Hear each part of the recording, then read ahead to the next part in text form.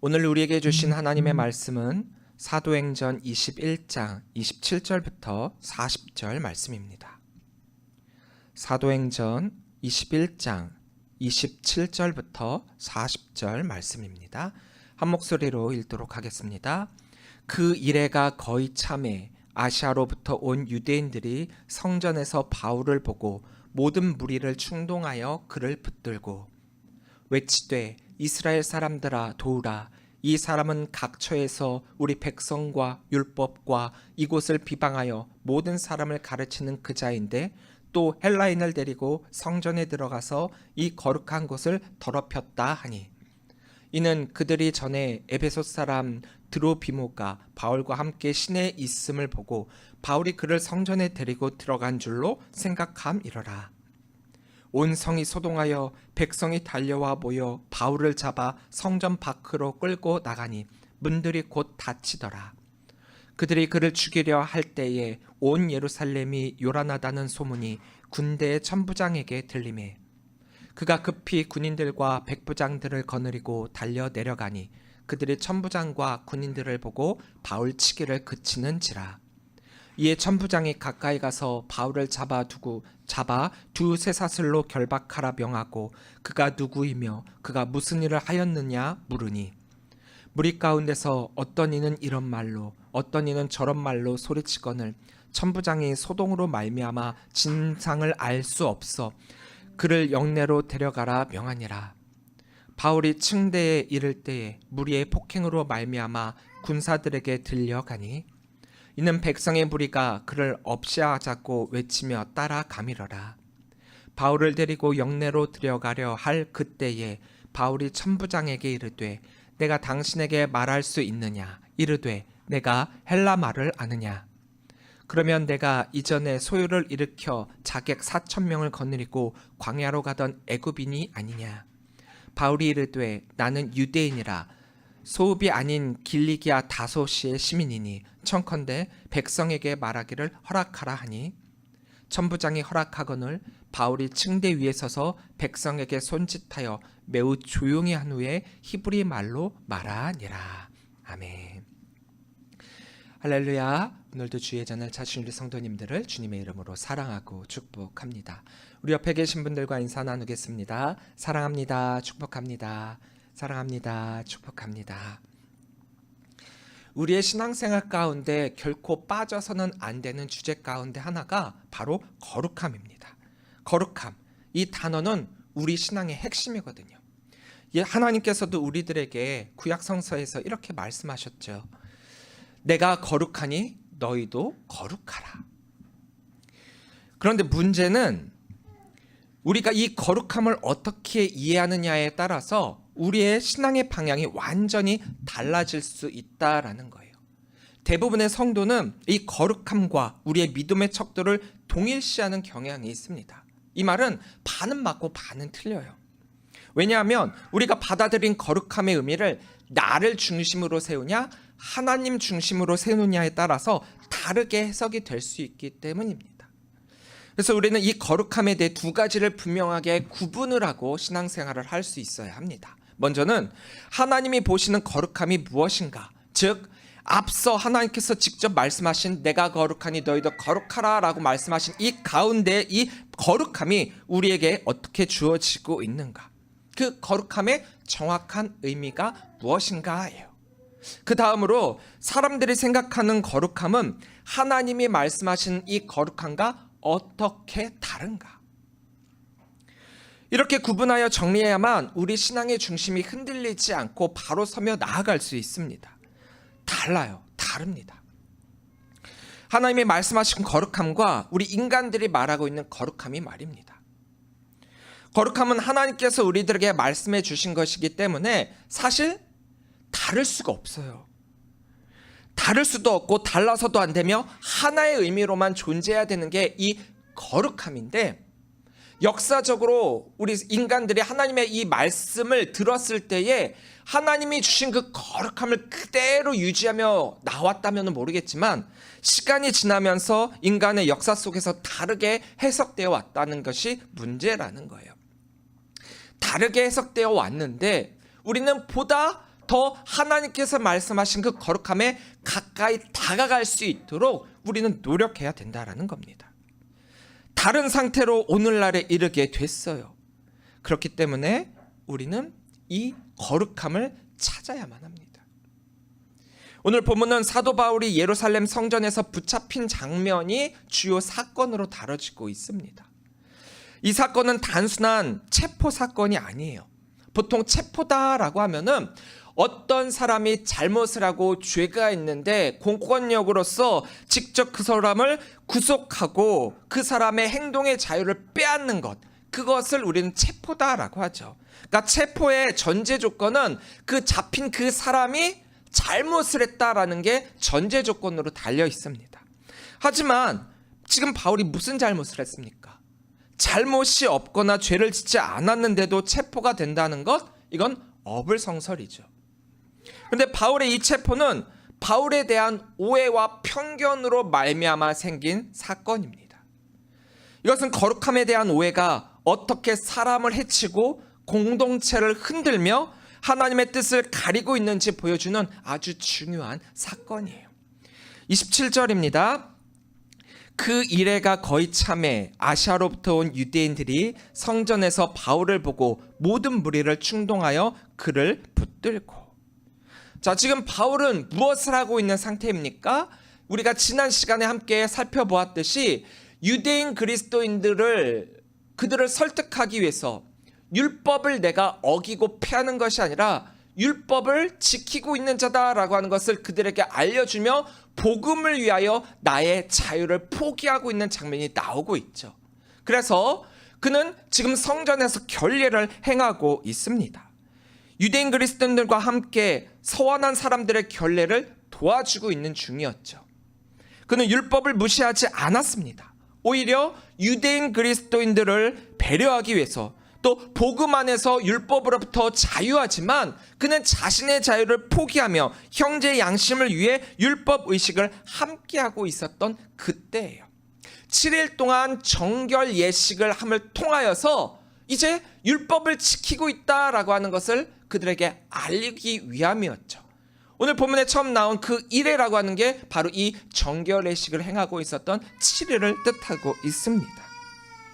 근데 오순절을 맞아 성전을 방문했을 아시아로부터 온 유대인들이 이러한 모습의 바울을 보고 사람들을 충동하기 시작을 합니다. 그동안 바울이 전도했던 지역 가운데 유대인들의 반대를 받은 그런 지역이 얼마나 많이 있었습니까? 특히나 에베소에서는 2년 3개월 동안 정말 바울이 열심을 다해서 복음을 전했더니 그곳에서 복음을 받아들인 이들도 있었던 것과 또한 반대로 이곳에서의 유대인들의 반감이 적지 않았을 것이다 라고 우리는 짐작을 할 수가 있죠. 이들은 바울이 유대 백성과 율법, 성전의 반대자라고 낙인을 찍고 있습니다. 이들이 사람들을 충동하기 위해 사용한 가장 직접적인 그런 비난은 바로 이거예요. 28절입니다. 외치되 이스라엘 사람들아 도우라. 이 사람은 각처에서 우리 백성과 율법과 이곳을 비방하여 모든 사람을 가르치는 그 자인데 헬라인을 데리고 성전에 들어가서 이 거룩한 곳을 더럽혔다 하니. 유대인들의 신앙의 중심이다라고 한다면 바로 이 예루살렘 성전을 의미하고 있죠. 그래서 디아스포라 유대인들조차도 이 명절을 지키기 위해 그 먼 길을 마다하지 않고 달려와서 지금 예식을 치르고 있습니다. 그들에게 있어서 가장 거룩한 곳이 바로 이 예루살렘 성전이라는 거예요. 그런데 아시아로부터 온 이 유대인들은 결례의식을 위해 매일 이 성전을 찾았던 바울을 알아보고 이 바울이 이 거룩한 성전을 더럽혔다라고 사람들을 충동하고 있는 것입니다. 그 근거가 무엇이냐? 29절이에요. 이는 그들이 전에 에베소 사람 드로비오가 바울과 함께 시내에 있음을 보고 바울이 그를 성전에 데리고 들어간 줄로 생각함이러라. 그러니까 이 예루살렘 성전은 유대인들만이 들어갈 수가 있는데 바울과 함께 있었던 헬라인, 이 에베소 사람, 이 사람이 이 성전에 바울과 함께 들어가게끔 했다. 그래서 이 성전을 더럽히고 있다. 이렇게 주장을 하고 있는 거예요. 근데 이걸 한번 가만히 잘 보십시오. 이들이 주장하고 있는 이 단어의 마지막 부분은 생각함 이러라예요. 그들이 본 것도 아닙니다. 확인한 것도 아닙니다. 하지만 그들이 자신의 기준으로 판단하고 있는 거죠. 바울과 동행한 7 이방인 그리스도인 중 한 명인 이 사람이 바울과 함께 시내에 있는 그 모습이 그들은 오해를 일으킨 거야. 착각을 한 거예요. 지레 짐작을 하는 거예요. 아, 바울과 함께하고 있으니 바울과 함께 성전에 들어갔겠구나라고 생각을 하는 거죠. 사실이 아니라 추측이라는 거예요. 지레 짐작, 추측, 그럴 것이다, 편견, 오해. 이 단어들의 공통점은 무엇이냐? 확인되지 않은 사실을 사실로 여기고 있다라는 거죠. 진실이 아니라는 거예요. 대부분은 진실이 아니에요. 하지만 진실이 아니어도 상관이 없습니다. 그들이 믿고 있는 그것 그 자체가 중요한 것이니까요. 이것이 바로 인간이 만들어내는 거룩함의 기준입니다. 보여지는 것, 눈에 보이는 것, 외형적인 것, 율법의 행위로만 판단되는 거룩함. 이것이 언제나 진짜 거룩함을 오해하도록 만들고 있다라는 거예요. 이들은 자신들이 하나님의 거룩함을 지킨다라고 생각하고 있지만 실제로는 하나님의 사람을 해치는 죄를 범하고 있었던 것입니다. 그들의 거룩함은 경계를 짓는 거룩함이었어요. 이방인은 안 돼. 율법을 어기는 건 절대 안 돼. 우리 민족만이 하나님께 속했다. 유대인들은 이러한 생각을 가지고 있었고 그것으로 말미암아 그들은 배타적이고 폭력적인 신앙인으로 만들게 되었다라는 거예요. 오늘날에도 마찬가지입니다. 사람들은요 주로 겉모습으로 다른 사람들을 판단하고 있어요. 아, 저 사람은 옷을 단정하게 입었으니까 거룩하다. 옛날 분들은 옷을 단정하게 입고 예배에 참석해야 된다라고 하죠. 근데 요즘 젊은 사람들은 옷을 굉장히 편하게 입고 오잖아요. 반바지를 입어도 안 돼요. 반팔을 입어서도 안 돼요. 아무리 더워도 긴팔을 입고 예배에 참석을 해야 돼요. 그런데 그런 와중에 짧은 바지, 짧은 치마 입고 온 사람들을 보면서 해기망측하다. 저 사람은 불경하다. 이렇게 판단하고 있다라는 거죠. 저 사람은 예배를 빠지지 않을까 신실하다. 저 사람은 감정이 풍부하니까 성령이 충만하다라고 그렇게 보고 있다라는 거예요. 물론 외형적인 모습으로 보는 그것이 나쁘다라는 게 아닙니다. 단정하고 깔끔하고 또 예의 바르게 예배에 참석하는 거 좋죠. 저도 항상 이렇게 가르침을 받았어요. 단정하게 예배에 참석해야 된다. 그래서 저도 웬만해서는 단정한 모습으로 예배에 참석을 하고 또 눈높이 예배를 해야 될 때는 아이들과 함께 캐주얼하게 예배를 할 때는 그때는 또 단정하게 캐주얼하게 그렇게 예배에 참석하기도 했어요. 하지만 그런 모습으로 우리가 예배를 참석한다? 그리고 그 모습이 거룩함이다? 그건 아니라는 거죠. 물론 외형적인 모습이 단정한 건 좋은 거예요. 하지만 그것만이 거룩함은 아니라는 겁니다. 거룩함은 외적인 형식이 아니라 하나님 앞에서의 중심과 순종입니다. 세상은 거룩한 것을 제대로 보지 못하고 있어요. 그런데 세상 사람들뿐만 아니라 믿는다라고 하는 우리 신앙인들도 마찬가지입니다. 자신만의 믿음 안에 갇혀있는 이들과 또 복음의 본질을 이해하지 못하는 사람들은 언제나 겉모습만으로 사람을 판단하고 있어요. 저도 여기에 편견을 좀 가지고 있었어요. 어릴 때는 정말 똑바른 모습으로 신앙생활을 한다라고 생각을 했죠. 늘 바른, 흔히 말하는 교회 오빠, 또 착실한 모습, 일진들이나 깡패 같은 모습으로 신앙생활하는 게 아니라 늘 양보하고 착하고 또 순종 잘하는 그런 모습으로 신앙생활하는 것이 거룩함이다라고 생각을 했어요. 하지만 학창시절에 그러한 모습으로 신앙생활을 했던 사람들이 후에 교회 안에 남아있느냐? 그렇지 않았어요. 그때 물론 다른 사람들의 돈을 빼앗고 폭력을 행하고 좀 나쁜 길로 행했지만 그럼에도 교회를 떠나지 않고 있었던 그런 분들이 지금 교회 안에서 열심히 신앙생활하면서 집사님, 권사님이 되고 있는 그 모습을 바라보면서 겉모습이 중요한 게 아니구나. 우리의 신앙의 중심이 어디에 있는고, 또 우리가 어떻게 주님을 바라보고 관계를 쌓고 있느냐. 그게 우리 신앙인의 거룩함이라는 거예요. 겉모습으로만의 판단은 언제나 왜곡되어 있습니다. 바울이 지금 성전을 더럽히고 있습니까? 아니죠. 어떤 것이 성전을 더럽히는 걸까요? 지금 바울은요, 자신의 자유함까지 포기하며 이 예루살렘 성전에서 결례를 행하고 있는 거예요. 더군다나 바울이 지금 예루살렘을 찾은 까닭은 이방인 교회를 우리가 쭉 돌아다니면서 예루살렘 교회를 위한 그 연보를 그 교회에 갖다 주고, 또 유대인 그리스도인들, 이방인 그리스도인들에게 복음의 참된 진리를 보여주기 위해, 본을 보여주기 위해 지금 이 예루살렘으로 온 것 아닙니까?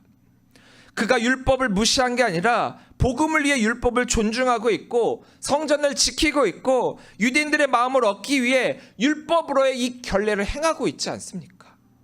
하지만 사람들은 오히려 그걸 비난하고 있어요.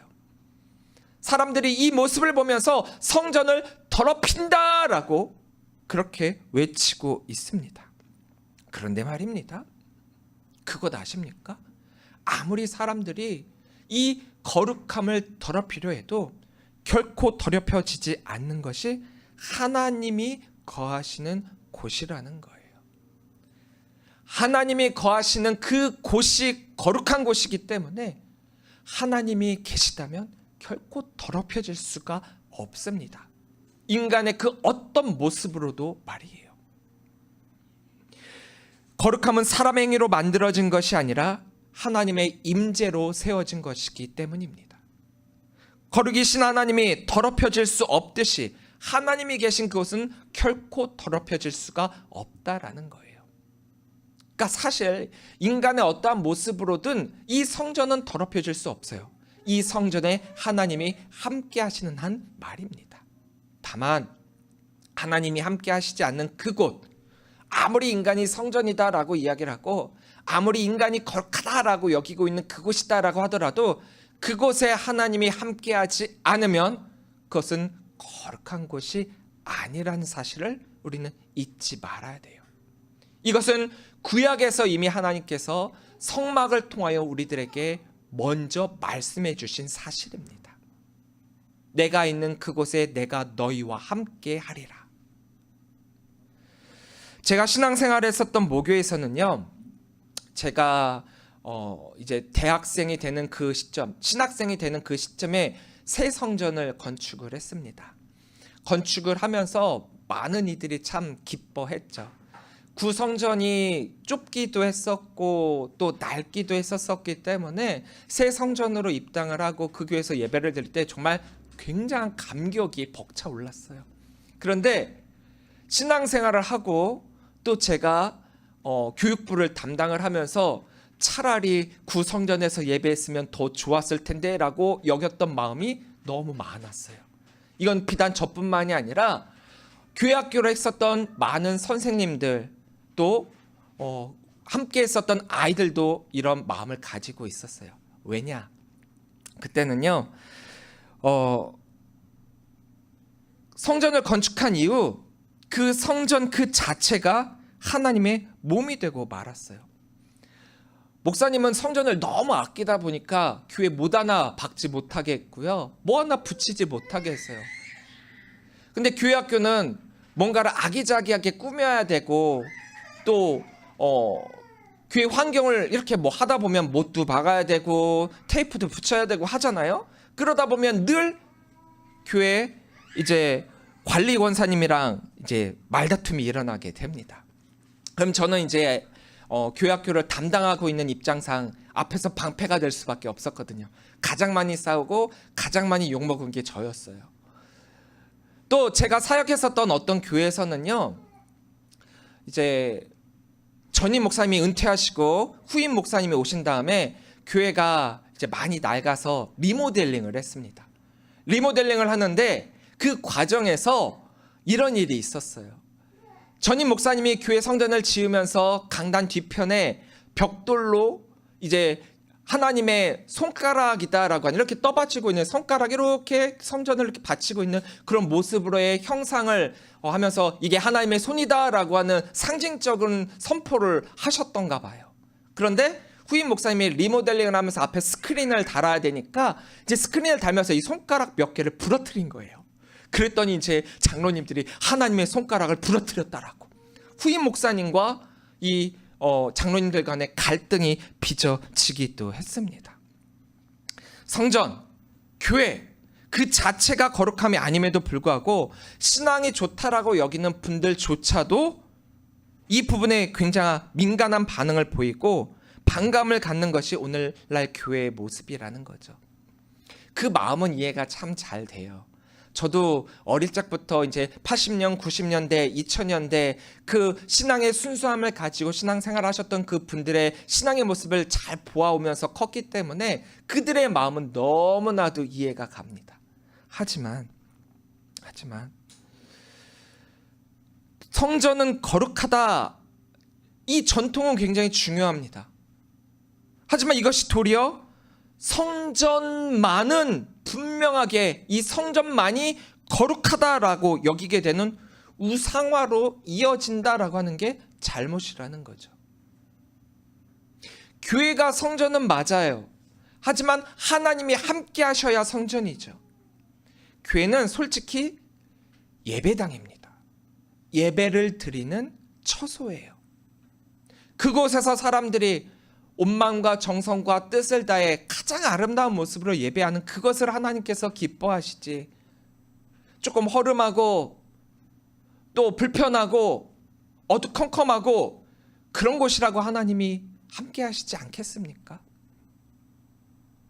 하나님이 함께 하시는 그곳이 거룩한 것이지, 아무리 인간이 아름답게 꾸민다, 거룩하다라고 하더라도 그곳은 거룩한 곳이 아니라는 거예요. 바울이 이해한 거룩함의 본질은 이것입니다. 거룩함은 사람을 배척하는 것이 아니라 사람을 품고 복음을 위해 내 자신을 낮추는 것. 바울은 이방인을 사랑했습니다. 율법을 지키는 유대인들도 사랑했습니다. 그래서 그는 모두를 얻기 위해 자신을 희생했습니다. 유대인을 얻기 위해서는 유대인의 모습으로, 이방인을 얻기 위해서는 이방인의 모습으로 다가갔다라는 거죠. 우리의 거룩함은 사람을 향한 그 사랑으로 드러나야 됩니다. 거룩함은 단지 죄를 멀리하는 것이 아니라 하나님의 마음을 품고 섬기는 것을 의미하고 있어요. 30절입니다.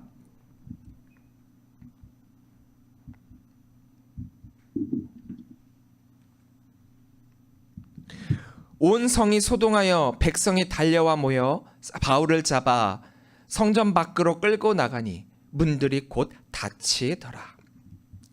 지금 이 장소는요, 아비규환이 되고 있어요. 사람들이 정말 예루살렘 성전의 진심이었던 그 유대인들이 이 아시아로부터 온 이 유대인들의 이러한 외침에 분노하게 되는 거죠. 어떻게 이 예루살렘 성전을 더럽힐 수 있는가? 어떤 일이 일어났는지는 이제 중요하지가 않아요. 바울이 정말로 이 예루살렘 성전에 헬라인, 이방인들을 데리고 들어갔는지는 중요하지 않아요. 더럽혀졌다, 이 외침에 분노하고 있습니다. 바울은 거룩함을 배신한, 유대인을 배신한, 때려 쳐 죽일 놈이 되어버리고 말았다라는 거죠. 근데 그거 아십니까? 예전에 이와 비슷한 사건 하나가 또 기억나죠? 에베소의 데메드리오 은장색이 사람들을 선동해갖고 소란을 일으켰던 그 사건을 기억해 보십시오. 그 소란에, 그 소동에 동원되었던 사람들은요, 무엇 때문에 이 자리에 있는지, 무엇이 그들로 하여금 이 자리에서 외치게 했는지 모른 채 참석하고 있던 많은 사람들이 있었다라고 했어요. 똑같은 현상이 또 일어나고 있죠. 선동은 바로 이런 거예요. 사실을 분명하게 밝히고 진실로 그것을 참여케 하는 게 아니라 진실을 왜곡하고 진리를 가리고, 함께한 이들은 그 감정만을 건드려서 분노케 만드는 것.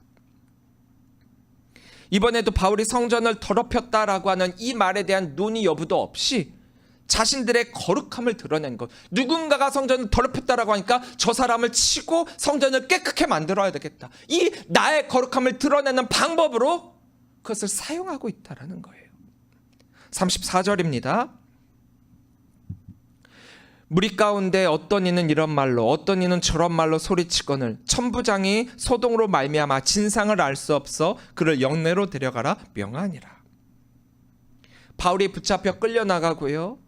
군중은 그를 죽이려고 합니다. 그들은 주먹이나 발길질로 바울을 폭행하고 있죠. 일반적으로 성전을 부정하는 사람들은 대제사장에게 데리고 가갖고 이제 재판을 받고 처형받게 되어 있지만 이렇게 현장범인 경우에는 군중의 즉결 처분으로 용인되기도 했었어요. 바울이 바로 이런 상황인 거죠. 이 장면은 너무나도 비극적입니다. 바울은 누구보다도 하나님을 사랑했고 복음을 위해 자신의 자유도 생명도 아끼지 않는 사람입니다. 오직 하나님의 거룩함으로 오직 복음을 위한 삶을 살았던 그였는데 근데 사람들은 그에게 뒤에서 칼을 팍 꽂고 있죠. 그의 모습이 부정하다라고. 하지만 이 비극의 사건을 통해서도 하나님은 일하시고 계십니다.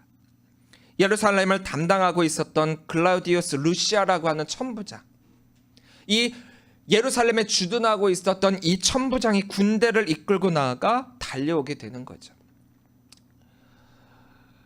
유대인의 명절이 있을 때마다 이 예루살렘은 항상 이 군대들이 비상 상태에 있어요. 왜냐? 유대인들이 몰려드니까 그들로 인한 소동이 일어날까 봐 항상 대기를 하고 있었기 때문에 이 사건이 일어나자마자 이들이 출동을 하게 됩니다. 31절부터 32절입니다. 그들이 그를 죽이려 할 때 온 예루살렘이 요란하다는 소문이 군대 천부장에 들림에 그가 급히 군인들과 백부장들을 거느리고 달려내려가니 그들이 천부장과 군인들을 보고 바울치기를 그치는지라. 천부장이 군대를 이끌고 오니까 그들은 멈추게 됩니다. 바울이 로마 군인들에 의해 이제 붙잡히게 돼요. 근데 여기서 우리가 깨닫게 되는 사실이 하나 있죠. 바울은 붙잡혔지만 도리어 사실상 그들이 바울을 구출하고 있다라는 거예요. 하나님은요, 이 상황 가운데 이 로마 군인들을 사용하고 계십니다. 로마는 복음을 핍박하던 세력이죠. 그런데 하나님은 그 세속 권력을 사용하셔서 바울을 살리시고 계십니다. 참 아이러니한 게요. 거룩하다 여기는 유대인들이 거룩하지 않다 여기는 로마 사람들을 통해서 진짜 거룩한 하나님의 사람을 살리고 있다라는 거예요. 유대인들로부터 로마 사람들이 바울을 말입니다. 이게 바로 하나님의 섭리요 거룩함의 진짜 힘이라는 거예요. 사람들은 바울이 더럽혔다 이야기하고 있지만 거룩의 하나님은 오히려 그를 지키시며 말씀하십니다. 하나님이 함께 하시는 자는 결코 무너지지 않는다라는 사실을 말입니다. 바울이 거룩한 성전을 더럽혔다라고 하는 오해를 받으며 붙잡혔지만 바울이 성전을 더럽힌 것이 아니라 도리어 하나님께서 참된 거룩을 회복시키시고 있는 그 현장에 직접 서 있게 되었다라는 거죠. 이것이 바로 인간이 생각하는 거룩함과 하나님이 말씀하시는 거룩함의 근본적인 차이라는 거예요. 사람들이 생각하는 거룩함은 장소의 문제입니다. 이곳은 성전이니까 깨끗해야 된다. 이곳에 이방인이 부정한 이방인이 결코 들어와서는 안 된다. 거룩함을 외적인 구분과 형태로 이해하고 있다라는 거죠. 그래서 성전 안에 이방인이 들어왔다는 그것만으로 그들은 분노하고 있고 율법의 규정을 지켰다는 이유로 자신들의 신앙만이 옳다라고 주장하고 있다라는 거예요. 그러나 하나님이 말씀하시는 거룩함은 장소의 문제가 아니라 관계의 문제입니다. 거룩함은 하나님과의 관계에서 비롯되는 것이에요. 하나님께 속한 자, 하나님의 뜻에 따르는 자, 하나님의 뜻에 순종하며 언약 안에 있는 자, 그 자들이, 그러한 사람들이 거룩한 사람이라는 겁니다. 이사야 29장 13절에서 이사야 선지자는 이렇게 이야기하고 있어요. 주께서 이르시되 이 백성이 입으로는 나를 가까이하며 입술로는 나를 공경하나 그들의 마음은 내게서 멀리 떠났나니 그들이 나를 경외함은 사람의 계명으로 가르침을 받았을 뿐이라. 그들이 성전을 사랑한 건 맞아요. 성전을 아꼈습니다. 성전을 거룩하게 여겼어요. 하지만 성전의 주인이신 하나님은 잊고 있었습니다. 율법은 붙들었지만 율법을 주시니 율법을 말씀하신 하나님은 잊어버린 채 율법이 가리키고 있는 예수 그리스도 메시아를 거부하고 있어요. 이것이 바로 잘못된 거룩함이요, 인간이 만든 종교적 거룩함이라는 거예요. 하나님은 그 오해 속에서도 참된 거룩함의 길을 걸어가고 있습니다. 그는 성전을 더럽힌 것이 아니라 하나님께서 모든 사람들을 위해 거룩하게 하신 예수 그리스도의 복음을 전하고 있잖아요. 예수님께서 십자가 위에서 흘리신 피로 하나님과 우리 사이를 가로막았던 그 장벽을 허물었고, 유대인도 이방인도 그 누구나도 믿음으로 하나님께 나아갈 수 있게 되었다라는 이 사실을 전하고 있잖아요. 이것을 믿는 것이 진짜 거룩함이라는 거죠. 바울의 삶을 보면 참된 거룩함은 세상의 오해와 충돌을 참 많이 받고 있어요. 도리어 이제 그 거룩한 가운데 우리를 내던져지고 있다라는 거죠. 하지만 하나님은 그런 가운데 우리를 내버려 두시는 것이 아니라 하나님의 진리를 드러내고 계십니다. 거룩함은요, 세상의 타협으로부터 우리가 거기에 휩쓸리지 않도록 우리들에게 말씀하고 있습니다. 세상은 우리들에게 이렇게 말하죠. 너희가 조금은 유연해졌으면 좋겠다. 너무 말씀대로만 살면 불편하지 않냐. 세상과 타협하라고 이야기를 하죠. 근데 아십니까? 이런 외침은 사탄의 속삭임이라는 것을. 사탄은 우리 보고 하지 말라라고 하지 않아요. 조금만 덜 하라고 하죠. 조금만 유연해져라. 조금만 더 편하게 살아라. 하지만 거룩함은 세상과 따로 떨어져 있는 것이 아니라 세상 가운데서 하나님 중심으로 사는 것이 거룩함이에요. 그렇기 때문에 우리의 삶은 언제나 오해를 받죠. 바울은 그 오해 속에서 복음을 전하고 있습니다. 그 오해가 있었기 때문에 바울은 이제 붙잡히게 되었고 로마로 압송당하게 되고 결국 그 로마로부터 시작하여 온 세상에 복음이 전해지는 계기가 되고 있습니다. 우리의 신앙도 마찬가지입니다. 우리가 신앙생활을 하면은 너는 좀 다르다라는 이야기를 듣게 되고 그 다름으로 인한 핍박과 멸시와 또 편견을 가질 때가 많을 거예요. 비난이 섞여 있을 겁니다. 하지만 이것을 기억하십시오. 그 다름이 바로 여러분들의 거룩함의 증거라는 사실을 말입니다. 사랑하는 성도 여러분, 거룩함은 겉모양의 문제가 아닙니다. 복음 안에서 이루어지는 것입니다. 내가 교회를 몇 번 나왔느냐? 내가 교회에서 얼마나 봉사했느냐? 어떤 직분을 가지고 있느냐? 이게 거룩함의 척도가 아니라는 거죠. 하나님의 말씀 가운데 나를 낮추고 예수 그리스도의 십자가를 의지하며 성령의 인도함에 따라 순종의 삶을 살아가는 것. 그것이 하나님이 원하시는 참된 거룩함입니다. 오늘 우리도 이 세상을 살아가면서 오해를 받을 수 있어요. 우리가 거룩함을 이루어가려고 하면 오해를 받습니다. 사람들의 거룩함의 구분은 겉모습이기 때문에 우리들의 그 모습이 자신과 다르다라고 하는 이유로 오해를 받을 수 있습니다. 신앙을 지키려는 우리의 걸음이 세상 사람들에게는 이상하게 보일 수 있습니다. 그러나 하나님은 그 위기 속에서도 참된 거룩함을 드러내고 계십니다. 우리가 복음 위에 굳게 서 있는다라고 한다면 우리의 삶을 통하여 세상 속의 거룩함을 나타내고 계세요. 그러므로 거룩함을 지킨다라고 하는 그것은 율법을 붙드는 것이 아니라 복음을 붙드는 거예요.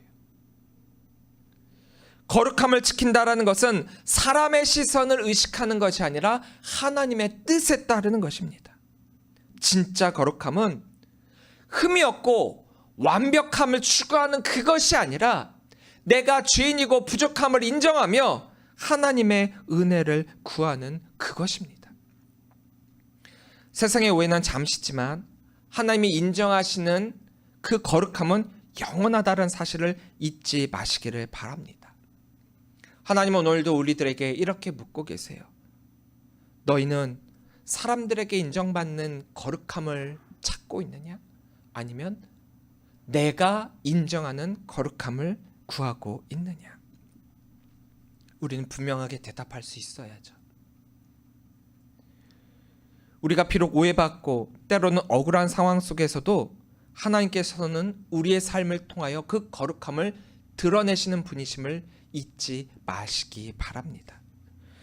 오늘도 우리 안에 계시는 성령님께서 우리의 마음과 또 삶을 거룩하게 하시는 그 모습을 기억하시며 여러분들의 그 삶이 이 거룩함으로 나아가시기를 바랍니다. 성전의 울타리를 지키려고 하시는 것이 아니라 하나님의 마음을 지키는 신앙으로 살아가시기 바랍니다. 그럴 때 하나님은 우리를 통해 이 시대 속에서도 참된 거룩함의 빛을 드러내실 것입니다.